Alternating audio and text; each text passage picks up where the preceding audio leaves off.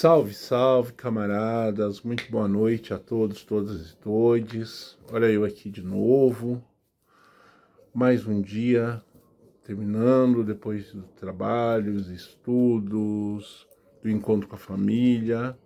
E nesse momento em que a gente já vai preparando, né, o corpo, o espírito para poder repousar, a gente rememora o dia, né, com os fatos mais importantes que aconteceram, e aí nos faz pensar sobre algumas coisas, né? Eu queria partilhar com vocês algumas reflexões sobre três coisas importantes que aconteceram hoje, né?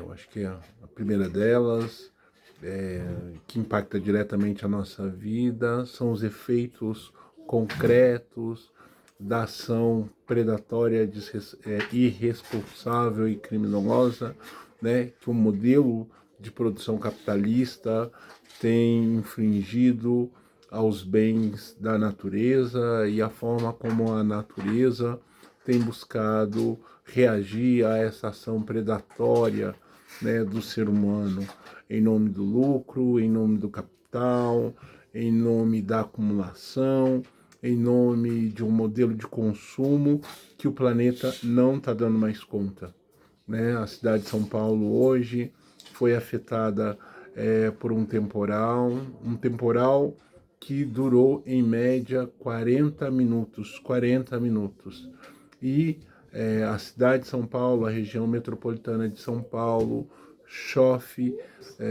sofre profundamente diante dessas intempéries, né? E esses efeitos eles se intensificam, sobretudo nas áreas periféricas da cidade, nas franjas onde a maioria da classe trabalhadora, dos empobrecidos, moram.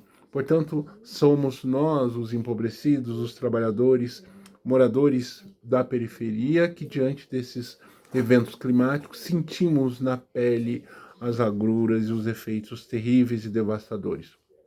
Esse temporal provocou uma série de alagamentos, né? Um dos vários pontos que ficou alagado na cidade de São Paulo e na região metropolitana de São Paulo foi aqui na região da Zona Norte, onde eu moro, mas também trabalho, né? Bem na porta do nosso serviço, um equipamento de educação profissional, aqui na região do Tremembé, né? Essa chuva chegou a 1 metro de altura e ela acumula, né, bem na porta, bem no portão do nosso serviço. E ela cai bem na hora que os nossos educandos do turno da tarde estão chegando, né? Quase todos eles vindo da escola, e aí foram surpreendidos com essa chuva que cai nesse horário, né? Desceram do ônibus, e aí a avenida alagada, o trânsito não avança, vieram a pé, tomando chuva, chegaram muito molhados, né? E aí a casa os acolheu e a gente tentou dar o mínimo de conforto para esses educandos, e tentar minimamente, né, avançar e tocar um pouco os nossos serviços, né? E é lamentável que isso seja recorrente, porque a gente está vivendo uma situação de abandono na cidade de São Paulo, né? A atual gestão do senhor Ricardo Nunes tem efetivamente atuado de forma irresponsável, de forma descomprometida com as regiões periféricas. E aqui na Zona Norte isso não é diferente, né? A prefeitura, no início do ano, colocou uma placa, né, na Avenida Antonello Damasceno, anunciando que em meados do mês de janeiro começaria uma obra para tentar solucionar a questão desses alagamentos. A obra foi começar às vésperas do carnaval, praticamente, e há um mês a obra paralisou.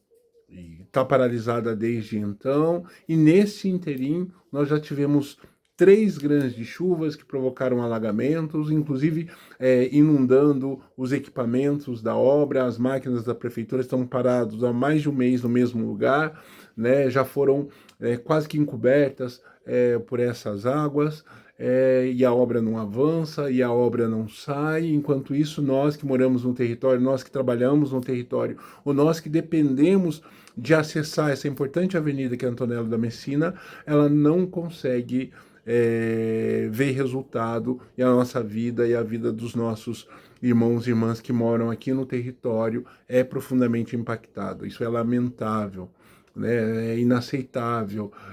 O homem que se elegeu anunciando para Deus e para todo mundo que é o prefeito que faz, que está comprometido, que veste a camisa.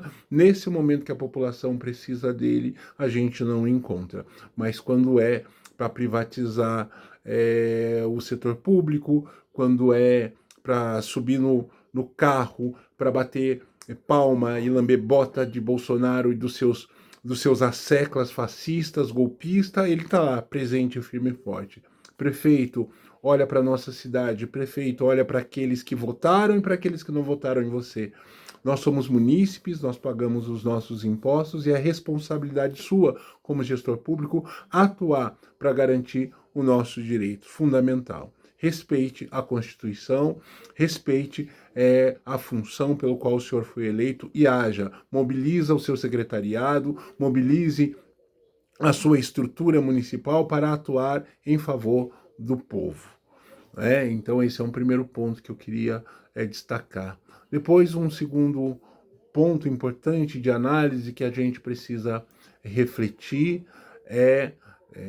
no cenário nacional, né, mais uma vez ressaltar a nossa solidariedade ao deputado Glauber Braga, né, diante desse ataque sistemático que ele está sofrendo, né, fruto dessa ação vingativa do senhor Arthur Lira, que não aceita ser confrontado, que não aceita ser questionado do seu lugar de poder e continua ainda a alguma forma impactar, ameaçar aqueles e aquelas que ousam denunciar os seus ataques. Toda a nossa solidariedade ao deputado Glauber Braga, toda a nossa solidariedade aos mandatos combativos que efetivamente estão comprometidos com as demandas do povo brasileiro, com as demandas das minorias, que possam resistir, que tenham o nosso apoio, que nós possamos nos mobilizar para fortalecer e não deixar que essa corja golpista, nojenta, racista, machista, elitista, conservadora, possa de fato mandar e desmandar em nosso país. E por último, mas não menos importante, também a nossa solidariedade aos nossos irmãos e irmãs indígenas que estão reunidos em Brasília para o 21º acampamento Terra Livre e que agora há pouco acabaram de sofrer uma profunda violência dos instrumentos fardados do Estado em nome do governador de Brasília, o senhor Ibanez Rocha, que mandou toda a sua força policial para atacar com bomba de gás lacrimogênio e usar de violência. O mesmo governador que no 8 de janeiro não moveu um dedo. O mesmo governador que disse para suas tropas cruzarem os braços e não fazer nenhum tipo de resistência à corja golpista que invadiu, depredou e detonou Brasília. Mas agora mobiliza as forças de segurança do Distrito Federal para atacar, para vilipendiar, para desrespeitar, para violar o direito legítimo da população indígena desse país, que usa desse espaço para sensibilizar os corações e ouvidos da classe política, que em sua grande maioria é formado pela bancada do agro, pela bancada da Bíblia, pela bancada da bala, essas bancadas nojentas, né, comprometidas em destruir qualquer tipo de possibilidade da consolidação dos direitos da classe trabalhadora e daqueles que precisam.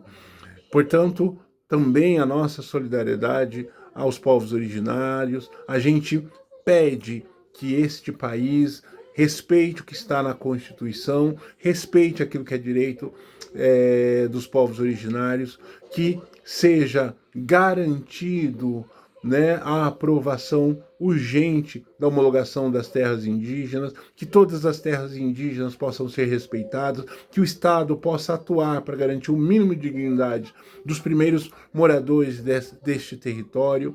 Né? É importante que a gente ressalte, antes que a coroa chegasse aqui, essa terra era a terra do Cocá, com sua diversidade, com a sua plenitude, com a sua ancestralidade.